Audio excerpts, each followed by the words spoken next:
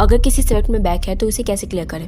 देखो दोस्तों, मेरे पास काफ़ी सारी ट्रिक्स है इसकी, लेकिन उससे पहले आप लोग को रीज़न पता होना चाहिए कि आप लोग की बैक आई क्यों है। इसके 2-3 रीज़न हो सकते हैं। पहला रीज़न हो सकता है कि आप लोगों ने स्टडी की ही नहीं थी उस टाइम पे और इस वजह से आप लोग की बैक आई है। दूसरा रीज़न ये हो सकता है कि आप लोगों ने एग्जाम्स को दिया ही नहीं था, यही बैक का रीज़न होता है, क्योंकि आप लोग उस समय एग्जाम्स नहीं पाए किसी रीज़न की वजह से, कि आपकी तबीयत खराब थी या फिर आप लोग कहीं चले गए थे या कोई कंडीशन आ गई थी इस वजह से। हाँ ठीक है, ये 2 कंडीशंस में होता है चीज़ों का। तो आपको पहले कंडीशन बताऊँ कि आप लोग अगर किसी सब्जेक्ट में फेल हो गए हो, एग्जाम दे के आए थे लेकिन पास नहीं हो पाए। देखो, उस समय आप लोगों ने स्टडी नहीं की थी, क्या गलती हुई थी वो आप लोग को ऑलरेडी पता है। सबसे पहले गलती होती है कि एग्जाम के टाइम पे आप लोग बैठते हो कि सब चीज़ें लेके कॉपी पेन लेके कि भाई अब एग्जाम्स आ गए, अब पढ़ाई करना बहुत ज़रूरी है।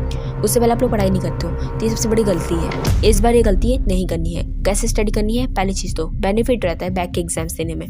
पहला बेनिफिट कि आप लोग को ऑलरेडी सब्जेक्ट के सिलेबस के बारे में पता रहता है, और दूसरा काम कि सब्जेक्ट में कहाँ पे इंपॉर्टेंट है, कहाँ पे इंपॉर्टेंट नहीं है, कौन कौन से क्वेश्चन इंपॉर्टेंट है, कौन से नहीं है, वो सब पता होता है ऑलरेडी, है ना। नया नहीं होता, फैमिलियर होता है ना। तो इसको पीछे करो।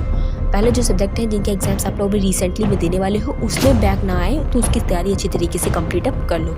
उसके बाद आप लोग जब एग्जाम्स के फॉर्म को फिलअप करोगे ना साथ में, तो इस सब्जेक्ट के एग्जाम को भी फिलअप कर देना। और फिलअप करने के बाद जब आप लोग इन सब्जेक्ट की तैयारी कर चुके होगे या कर भी रहे होगे, तो जब एग्जाम्स आने के 1 महीना पहले से आप लोग बैठना और जितने सब्जेक्ट थे या आप लोग का जितना भी चैप्टर्स है ना, एक बार रिवाइज़ करना। रिवाइज़ मतलब कि जितने कहाँ पे बैक आई थी, किस वजह से आई थी बैक, आप लोगों को क्या हुआ था ऐसा क्वेश्चन पेपर देखते ही कि भाई मुझे ये क्वेश्चन नहीं आता, वो क्वेश्चन नहीं आता, वो क्वेश्चन नहीं आता, कौन कौन से क्वेश्चन नहीं आए थे, वो क्वेश्चंस को सबसे पहले करना। जो क्वेश्चन आप लोग नहीं कर पाए थे, उस टॉपिक को सबसे पहले क्लियर करना। समझिए बात को। अब वो टॉपिक क्लियर करने के बाद आप लोग लास्ट ईयर के पेपर्स को उठाओ और उसमें जो क्वेश्चंस आए हुए हैं उनको कंप्लीट अप करो। और कंप्लीट करने के बाद ठीक है, तो उसका बुक्स को ओपन करो। बुक्स को ओपन करके देखो कि भाई यहाँ पे कौन कौन से चैप्टर एग्जिस्ट करते हैं और किन किन को मैंने कर लिया है, उसको टिक मार्क कर लो। टिक मार्क करने के बाद आपके माइंड में बिल्कुल सेटअप क्लियर हो जाएगा कि हाँ बिल्कुल मैंने सब चीज़ें कंप्लीट कर लिया और क्या क्या चीज़ें छूट गई वो सब पता चल जाएगा। जो रेस्ट में रह जाता है उसको एक बार रिवीजन ज़रूर कर लो, एक बार देख तो ज़रूर लो, क्योंकि एग्जाम टाइम में बाय एनी चांस में अगर वो आ जाता है तो आप बना के अपनी लैंग्वेज में, अपनी भाषा में उसे लिख सकते हो। ठीक है, आई होप ये बात क्लियर हो गई होगी। अब दूसरे पॉइंट, जो दूसरे स्टूडेंट्स हैं जो एग्जाम्स देना भूल जाते हैं या वो हो जाते हैं, उन लोगों के लिए नया सब्जेक्ट होता है। जैसे कि आप लोग एक बात और समझ लेना, जब आप एग्जाम्स को दे रहे हो, ये मैं सोचना कि मेरा बैक का एग्जाम है या फिर मैं नहीं दे पाया था तो उस वजह से दे रहा हूँ। आप लोग ना ऐसे ना उस सब्जेक्ट को अपना दुश्मन बना लेते हो।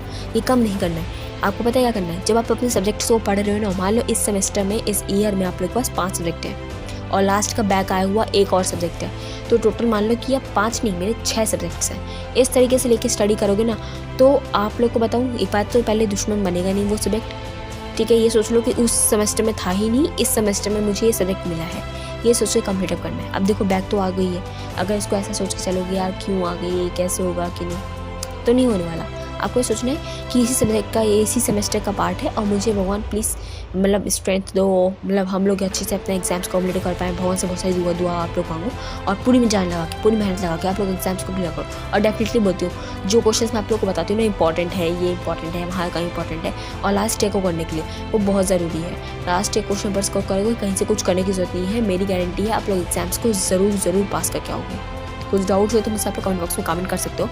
And again thank you so much for watching this video. मिलते हैं नेक्स्ट वीडियो में कुछ और आप लोग की नई स्ट्रैटेजीज ट्रेंड के साथ।